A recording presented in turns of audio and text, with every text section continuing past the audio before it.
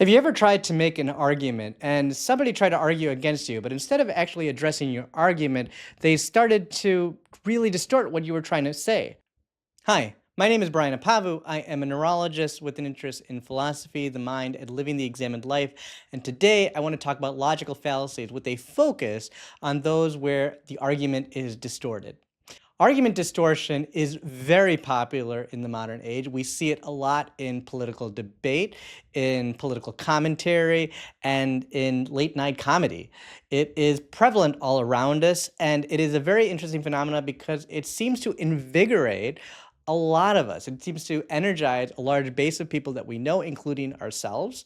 And we see it quite a bit now in social media, on Facebook posts, Twitter, Instagram, and other places. It's not an area where there are people really involved in Socratic reasoning, but just sort of riling up emotions based on certain things that are put in a certain situation and often elaborated on or distorted in a way to invigorate a base of individuals. So they're really important to talk about, and I want to get through them today. The first fallacy that I want to address is the straw man fallacy. The straw man fallacy occurs when someone misinterprets an opponent's argument with the distortion of the argument that makes it either weaker or more extreme. The goal here is to distort the argument and then to attack the distortion that was just made.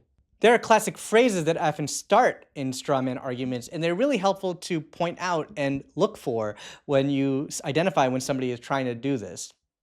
Examples of this can include, so you're saying that, let me get this straight, you think that, are you suggesting that, is some of this familiar to you in political debate, political commentary, and late night comedy?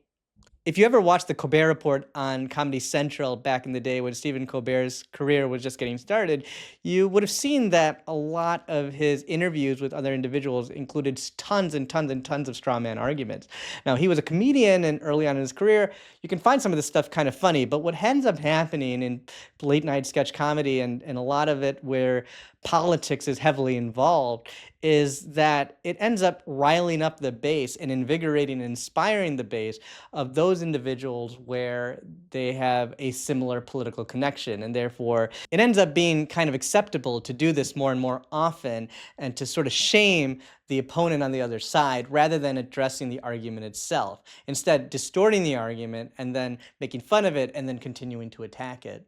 A very viral interview that showed the straw man argument quite a bit was one between Jordan Peterson and Cathy Newman a few years ago. Cathy Newman was asking Jordan Peterson a number of questions related to women and the workplace, and it ended up really interesting because she really just focused on straw man argumentation. She really made it clear and obvious by the phrases that she consistently used, and it was just very clear. But you're just saying that's the way it is. Well, it's if you want domination. Want to dominate, is that what you're saying? No, Right, so you're saying you've done your research and women are unhappy dominating men.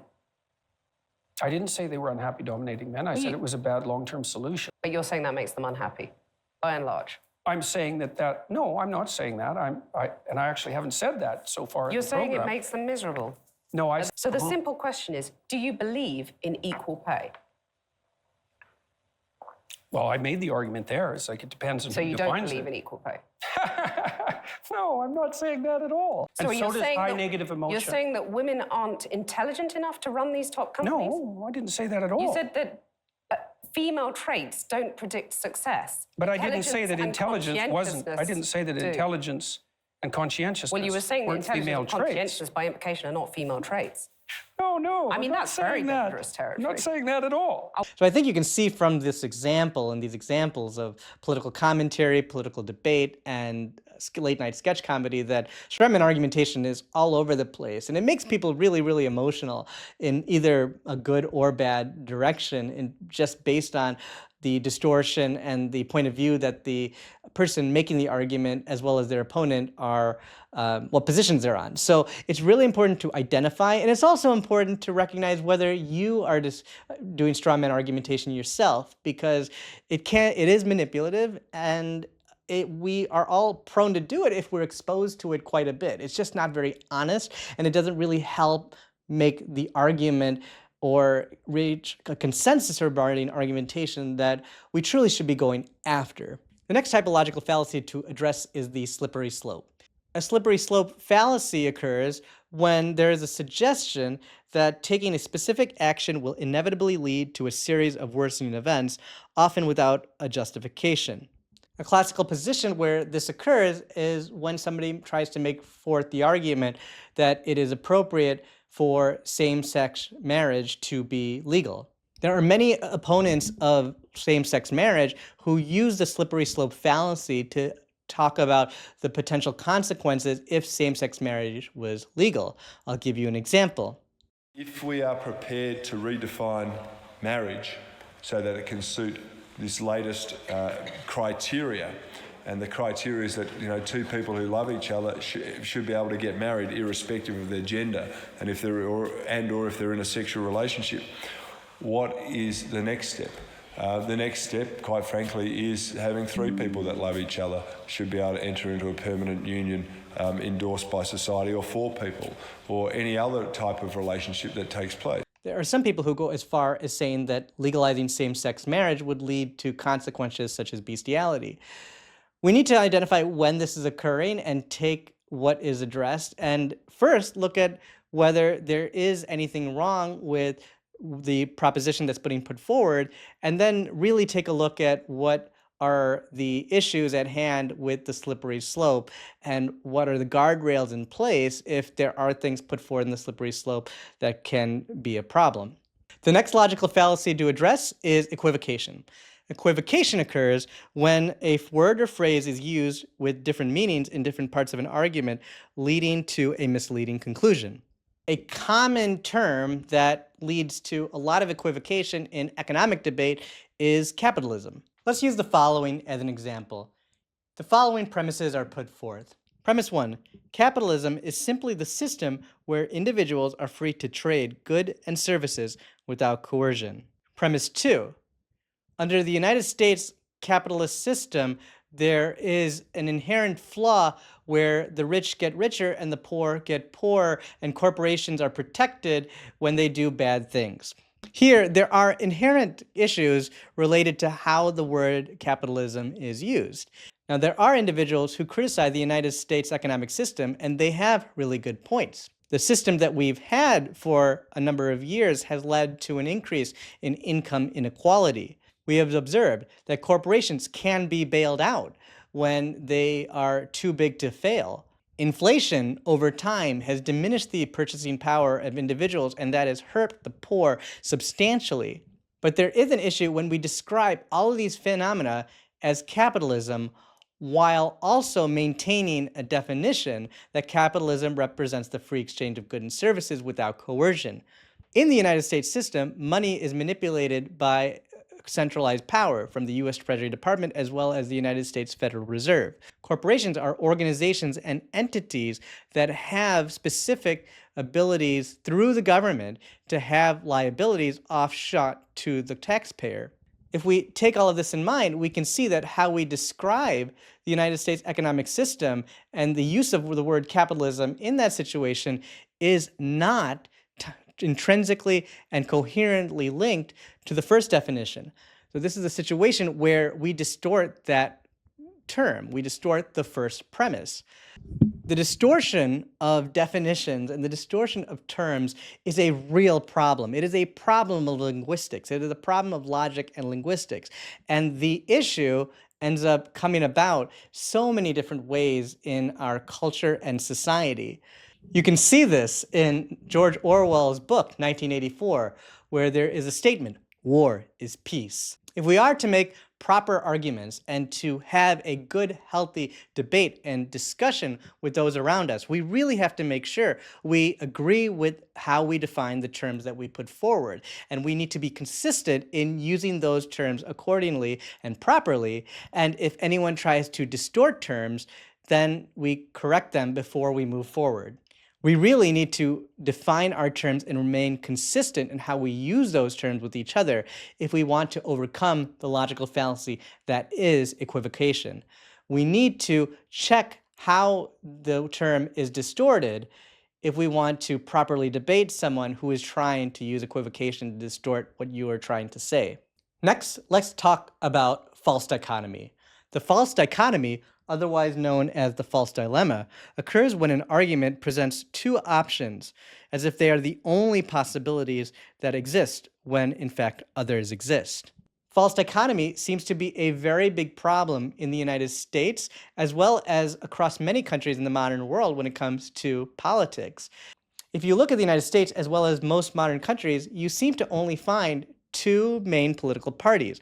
There can be other political parties, but they really don't get much traction or have much power. And if you really dig down the surface, there are a lot of rules and regulations that have been brought out that really create that system where there are only two parties.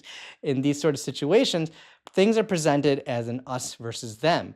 You deal with frameworks where groups of individuals end up over time having the same opinions about a wide variety of issues that one political party has, and then they oppose a wide variety of issues on the other side.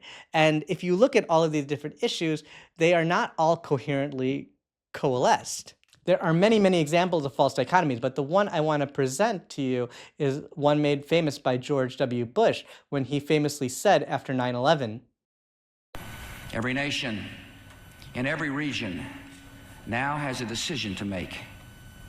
Either you are with us or you are with the terrorists." In this situation, George W. Bush was trying to galvanize a community of other countries and other governments to provide resources towards a war on terror.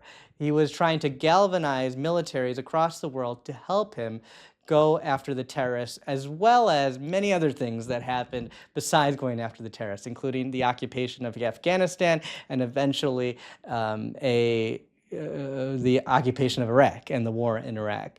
There were many people who had an opposition to al-Qaeda, and there were many people who thought that the people who were responsible for those attacks needed to be brought to justice. But many of these individuals didn't necessarily want long-term occupation of a foreign country. Many of these people did not want constant wars in other countries and occupation and disruptions of governments across the world. A lot of the individuals did not want the United States government policing the world. And a lot of individuals did not want the privacy of United States citizens to be intruded upon for the sake of fighting terror. The slogan, "You are with us or you're against us," really helped galvanize an us versus them approach where you had to put yourself in a position, otherwise you are on the other side. This is an issue with false dichotomies. So I've given you several different examples of logical fallacies where the argument is distorted. These include the straw man argument, false dichotomies, the slippery slope, and equivocation. These are all different ways in which the argument is distorted. I want to make the point that these are very, very popular. They are so popular in social media. All of our friends post argument distortion on Facebook when they are politically riled up. We see late night comedy hosts using these quite a bit, and we post videos of what they have. These videos go viral. When political commentators make these statements, they galvanize a lot of people. And we all have to recognize that we are exposed to this quite a bit. We are all exposed to this very much, and we turn on the television or we turn on YouTube or we have a lot of different types of media exposure where we are exposed to distorting the argument. And sometimes we happen to agree with those individuals who are distorting the argument. However, their distortion is manipulative. It is intended to make the other individuals look bad and also to galvanize a force. And what ends up happening is it also ends up becoming a part of what we do and who we are. And this is a problem long-term in society. We cannot be spending our time distorting other people's arguments, putting them down without addressing the argument. We can't achieve solutions if we are constantly being manipulated to each other. So we all need to recognize these. We need to recognize these when they happen to us so we can focus on the argument and address them in debate. And then we also have to take a look at these within ourselves. Are we attracted to these? Is that a good thing? Are we being manipulated? And are we manipulating ourselves by being constantly under this exposure and making social media posts or other comments that do the same thing? I hope this video was of use to you. If you like this video, please like it and subscribe to my channel, and we'll talk soon.